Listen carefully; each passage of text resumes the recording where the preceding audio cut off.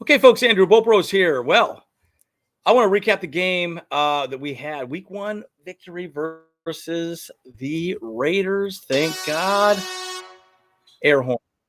Gotta love it. And again, guys, at the end of the day, good game. Lot to talk about, lot to break down. It's gonna be an interesting one, guys. I'm gonna make it pretty short as well, too. I just want to be a real quick recap, just a summation of also what Jim Harbaugh said today. So, guys. Bull Bros. Okay, folks, as always, like and subscribe if you do enjoy the content. I'm Andrew Bullpros. And again, Jim Harbaugh spoke today. He recapped the game and what we can expect moving forward. There was a lot of rotation of players the entire game. I mean, both games, both sides of the ball, there was a lot of rotations, very small limit, snap count. But he got the dub. And guys, if you have not listened to his post-game locker room speech, it was absolutely awesome. Go check it out for sure. But I wanted to talk about this. This was the big fight at the end, and this is when all the major fights happened in the crowd. It was actually pretty incredible. I was like, wow, this is just nuts how this escalated into the crowd. I did not expect that to happen, but it did. It was a little bit shocking, quite frankly. But the interesting thing is nobody got suspended. Palmer or I think Jack is his name, is the cornerback. I think he played for ASU. I think James said he saw him down in Arizona a few times, but nobody was ejected, or sorry, they were ejected, but they were not suspended. So I thought that was an interesting take. They're most definitely going to be fined for sure. But also Jim Harbaugh was in the middle of this foray as well, too, right? Quentin Johnson got involved.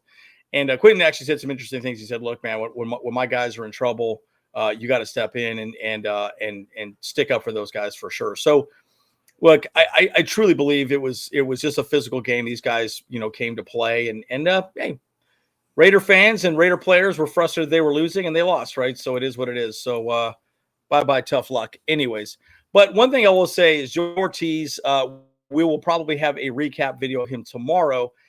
We do have I believe we have 1 or 2 open spots on the practice squad right now, so I'm sure there's going to be some transactions made tomorrow. So we will do a video tomorrow. Usually every Tuesday is when transactions happen after teams have waiver wire players. So I'm very curious to see who is available or who we do pick up for the waiver wire this week. Because clearly, guys, people are making the team, right? So we literally just picked up Tomlinson last week, and he played this week, this game. So he was the third tight end, which I thought was pretty interesting.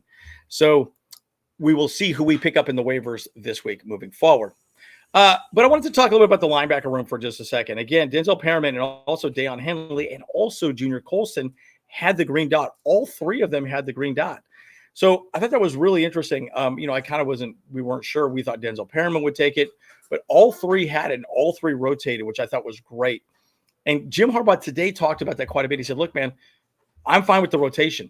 They see no changes in the future, which I think is really interesting. So I'm very curious to see how that plays out moving forward. What do you guys think about the rotation piece that clearly they're going to rotate who's calling the plays on the defensive side of the ball? I think it's a good thing.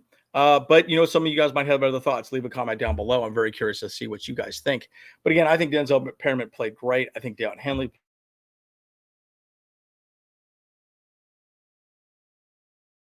this works out moving forward. But I like rotation. And again, that general theme of even the linebackers, it's spread on all sides of the ball, even the offensive, defensive side of the ball. There was a lot of rotation. A lot of players rotated in and out, and none more than really the defensive line. I'm going to talk about that more in a second. But congrats to Derwin James, guys.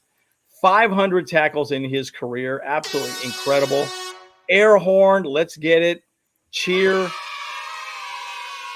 Derwin James is the man, guys. And I tell you what, it was awesome that he was just locked down on the tight ends, man. He was not letting them get free. He did a great job, guys. And again, week 4 versus the Chiefs, it's going to be really interesting to see what happens because bottom line, he's going to be on Travis Kelce most likely the entire time, or they might use him a little bit differently. We'll have to see how that plays out. But we all know Derwin James is one of the best players. He was one of the best players on the field defensively. He did such a great job. Definitely a Pro Bowl caliber safety, as we all know, right? Let's talk about the defensive line. The defensive line was absolutely incredible. From what footage I have seen, and again, I'll bring out some of these shorts here very shortly. We have some footage from the game that we're going to show, and then I'll probably show my little shorts a little bit later on, breaking down these plays. But Poona Ford, Tito Ogbonnia right here, you're seeing Morgan Fox, Scott Matlock. These guys did a great job stuffing the A and B gaps, right? There was nowhere for them to run. They did a fantastic job. I did want to see Tier Tart out there a little more. He was not out there on the field a whole lot, largely because I think he's pretty new to the defense, so I think they kind of kept him off the field. But Joey Bosa had an amazing game. We all know how well he did. Joey Bosa, I think he had leading tackler.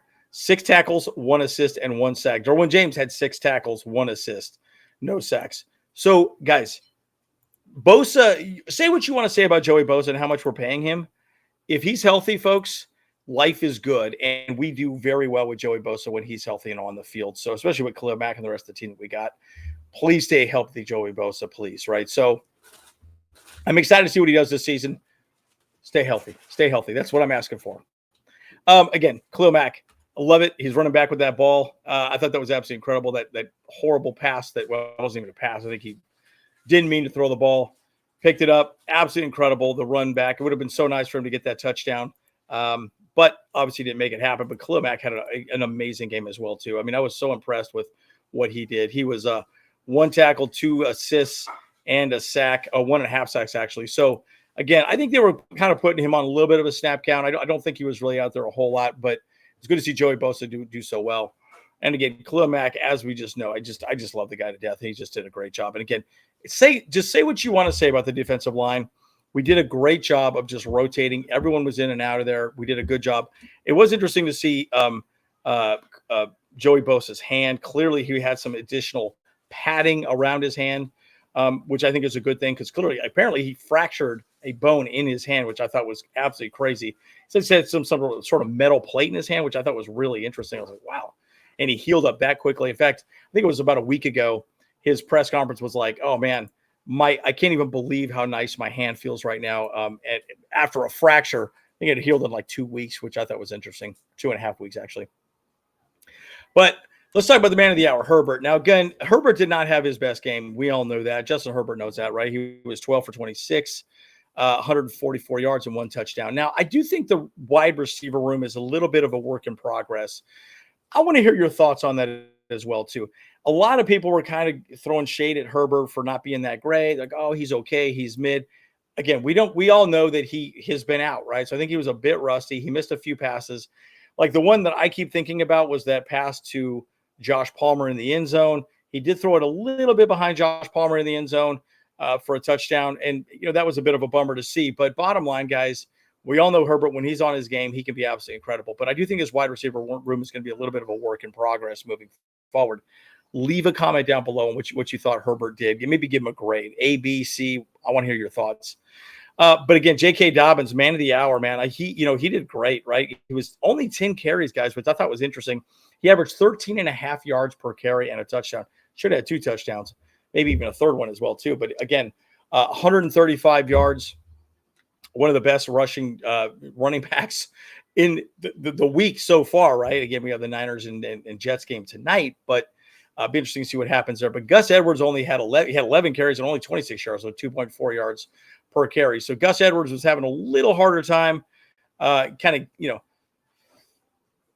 his butt in gear. But the one thing about J.K. Dobbins that I did like was that he said, I got to get my monkey off my back and get his legs ready. So he did admit that his conditioning wasn't where he wanted it to be. So I thought that was really interesting. He was so humble about that and was very open about that conversation.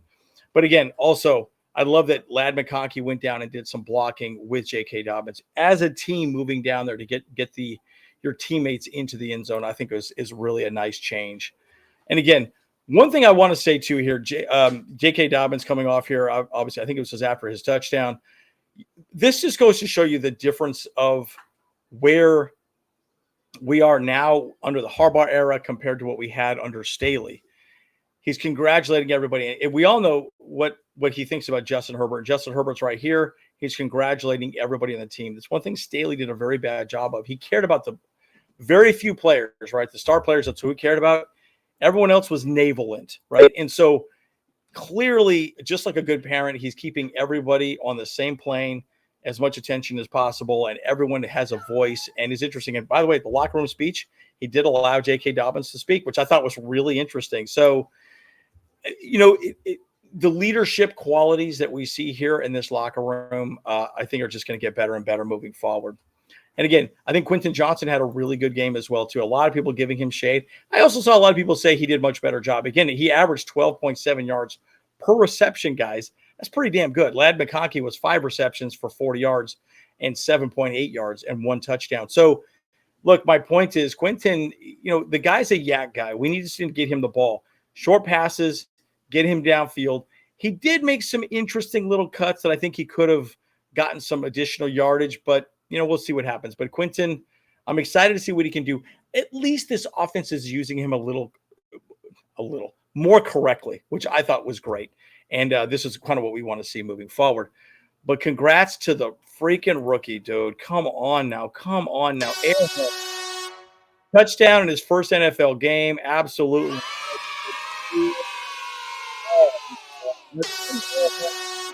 Like the air horn. Anyways, but Lad McConkey, that juke move he did to evade 2 tackles, 2 defenders to get in the end zone, absolutely incredible. Love him half to death. I actually think he could even end up, I think a lot of people even in the stands are like, hey, he might end up being the number 1 wide receiver by the end of the season. We shall see. My biggest concern with him is his injury proneness, right, which I think is a big question. I wanted to just wrap up with this right here, guys. I will say this, guys.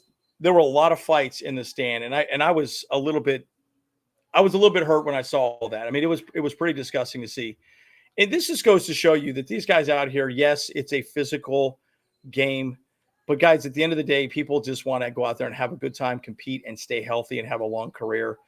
And bottom line, folks, this is what it's really all about, right? These players out here are giving it all, having a good time. Us as fans, we just need to relax and just stop being buttholes to one another. I just think, bottom line, I think we just need to be nicer to one another as well. And again, love, hate the Raiders, love, hate the Chargers, whatever you want to say at the end of the day, guys. It's just football, and these guys are out there having a good time and enjoying a game that they love to play, and we love to watch them play, right? So just keep that in mind, guys. If you're having a cantankerous conversation with a Raider fan, just understand that guys, we're all here to have fun. We're all here to enjoy the time that we are here on earth and have a great time with everybody we talk to. As always, Andrew Bolpros, leave a comment down for the algorithm. Smash that like button. As always, Andrew Bolpros. See you guys in the next one. Hey, what's up? Cameron Dick here watching Bolt Bros podcast. Let's go. Charged up, Bolt Bros on the night. LA Thunder and electric delight.